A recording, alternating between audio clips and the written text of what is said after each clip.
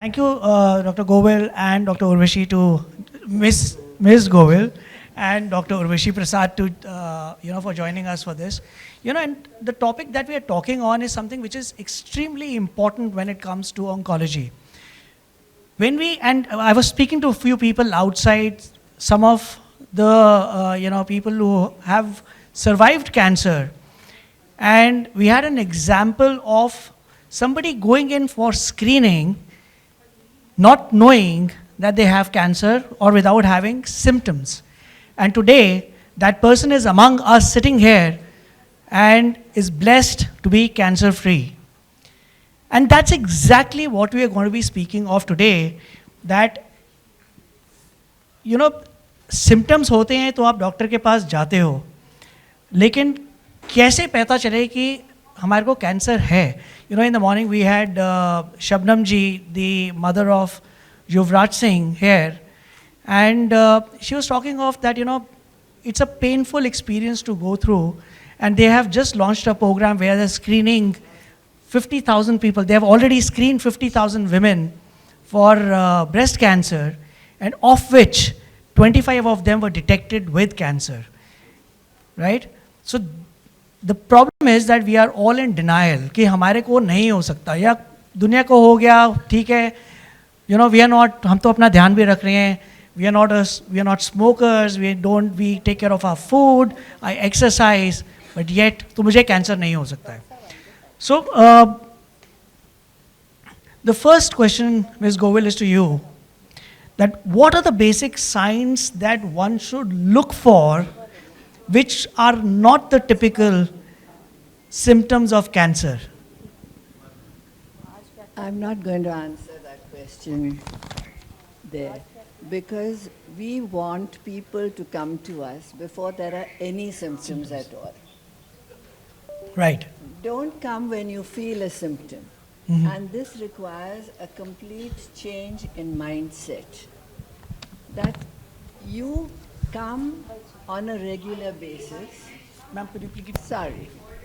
You come when you are completely asymptomatic. I use this example very frequently, that you have a car, you take it for servicing every year. Before it has broken down, before it starts to cough and emit smoke. If you can do that for your car, why can't you do it for yourself? So that's my answer. Don't wait for symptoms. Change the mindset to come when you're completely asymptomatic. Thank you. Thank you, Doctor. But the thing is that, like I said, most of us are in denial. तो हमें लगता ही नहीं कि हमारे को problem होगी. हम कोई डिनाइल में नहीं है. हम सोचते ही नहीं है इसके बारे में. When we plan for a daughter's wedding, we plan to build a house, we plan for many things, but which among us actually plans for any disease or illness? Mm-hmm. It's not that we're in denial. It has never occurred to us. Right. Dr. Urvashi, you and I were talking outside with Dr. Kanchan, and we were discussing that, there have to be programs that have to be introduced.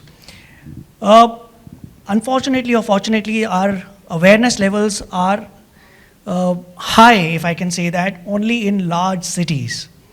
Is there some steps that the government has taken for cancer detection in tier 2, tier 3, and has government seen some impact of this early detection? Yeah, so I think there's two dimensions to it. One, as Jyotsna ji was saying, is the mindset. And that sort of relates to almost creating a demand for screening or a demand for early detection, amongst the population. So that is one very important part of it. The other is actually making screening and making early detection accessible to large parts of the population, as you're saying.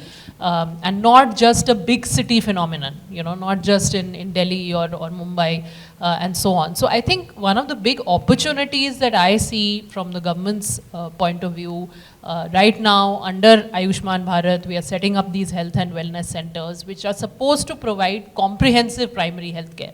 This is a departure from our past approach. where our primary healthcare mostly focused on reproductive, maternal, child health issues. And of course, we still need to focus on those. We have not finished that agenda. But we have realized that now we have a massive burden and a growing burden, of cancer and also other sort of lifestyle diseases. So I think that is a big opportunity. It's still to be fulfilled because the devil always lies in the implementation. So I wouldn't say that it's successful or not successful until we have actually enough experience of implementing it on the ground across states in India, because states in India are very diverse. They are like countries in themselves. But I think that opportunity is there for us to use these health and wellness centers to train our health workforce, including the local health workforce in these areas. Because we all know we have a shortage of doctors, specialists. We can't have doctors, specialists everywhere. And we don't need them everywhere also necessarily, especially at the early stages of awareness and sort of screening, early detection. So we need to train our local health workforce. We need to make sure we create awareness about this, create demand, as Jyotsna ji was saying, change this mindset. That is a big part of it, and make screening accessible, make it affordable. It might be a simple breast exam, it might be a simple screening for oral cancer or cervical cancer. You might not have the most sophisticated machines everywhere. You don't have them. That is the reality of the country. So what can we do in the absence of that, which can at least give us that first level of check, for as much of the population as possible, before the cancers actually reach, an advanced stage or symptoms start to show up, as ma'am was saying. Ma'am, Ms. Govil, what in your opinion should be done? I mean, we know what is not happening.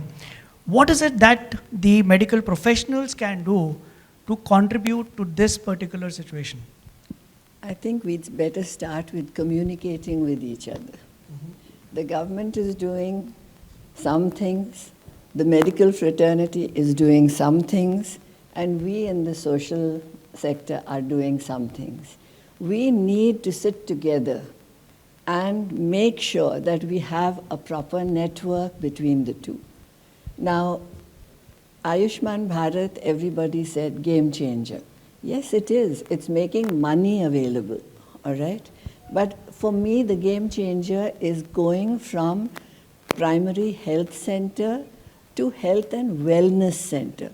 That word wellness should be emphasized everywhere, with the doctors, with us, everywhere, because the emphasis will have shifted then from illness to wellness, where we will not be talking disease, but we will be talking persons, people. Got it. I think it's very important to understand that we have to move from a focus from sick care to wellness and well-being, because that is when you will think about taking care of yourself before the problem occurs, so that it does not occur. And one important person I left out in that trio was the individual themselves, every citizen. Why are we not taking better care of ourselves? Right. Why do we need to have sickness before we go anywhere for help? Got it. We need to know how our body functions best. We need to know what is normal for us so that we recognize the change when it comes. Got it.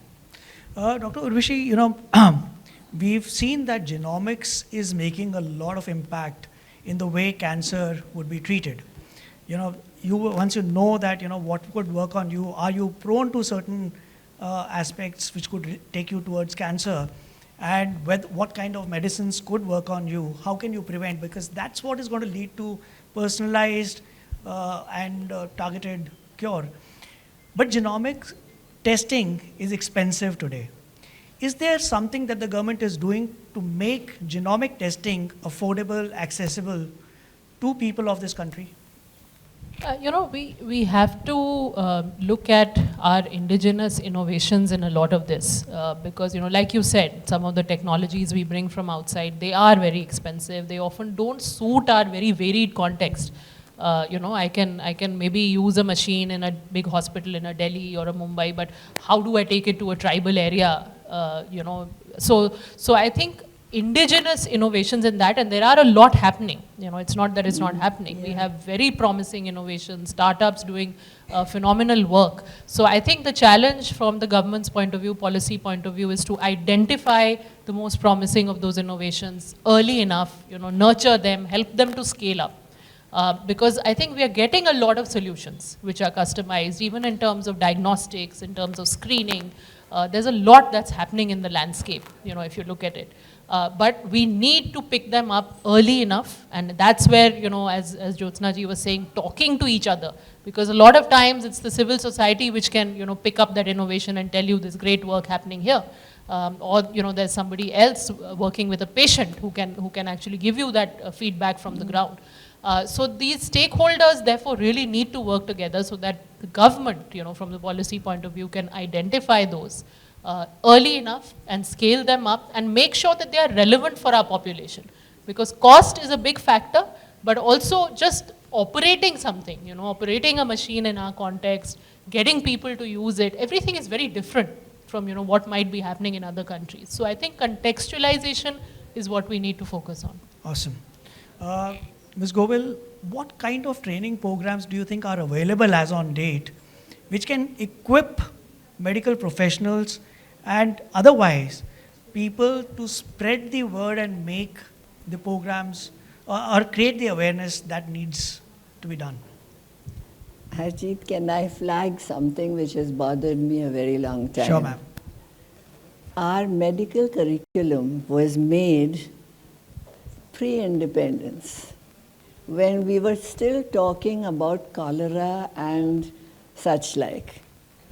What has happened in the last 75 years? We talk about genomics, we talk about the best of technology, but we have not, I said we talk about high tech, but we have forgotten the base. Those textbooks have not seen a revision. And if your MBBS doctor is devalued today, it's because he has no clue of all the changes that have come about. I can speak for oncology. I know that it hasn't happened. There was somebody with many years of experience the other day, when I stated a simple fact, said, "Is that right? How do you know? You're not a doctor." I said, "No, I'm not a doctor, but I read," which you have forgotten how to do.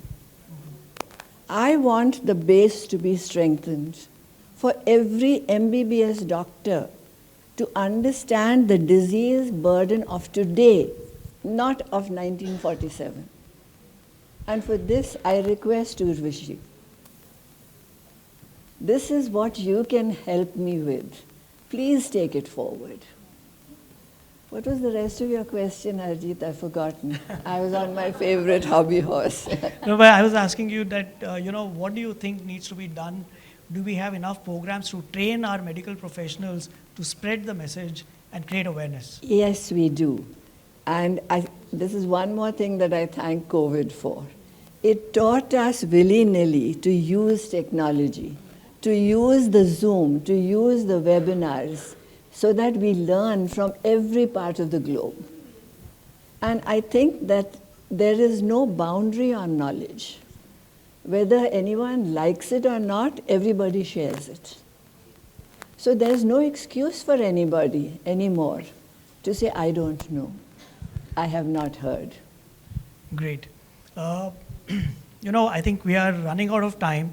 And in the interest of creating and ending the program on time, I would stop here only with the last comments from Dr. Urvashi as to what is her personal opinion. Because, I believe that the government will take an action, but the government's action will be dependent on the ideas that are generated by the people who are working there. So what is your personal opinion that you feel will influence the government to do something in this regard?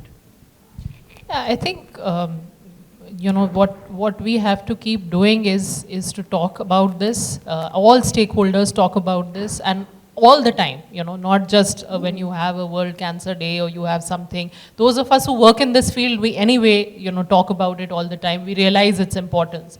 But it needs to be a broader conversation point in society, and a very open one, one which is, you know, not stigmatized, one which, you know, as we were discussing outside, you're not afraid of the word itself, you know, which is something which is still there. You know, you hear the word cancer and it's just frightening, you know. So I think the more we do that, and the more we make it clear to policymakers the kind of massive cost we are incurring. We have all that data, we have those statistics, but we have to keep re-emphasizing the point that, you know, we are incurring a huge cost in terms of human lives, society, you know, economic burden, every possible dimension.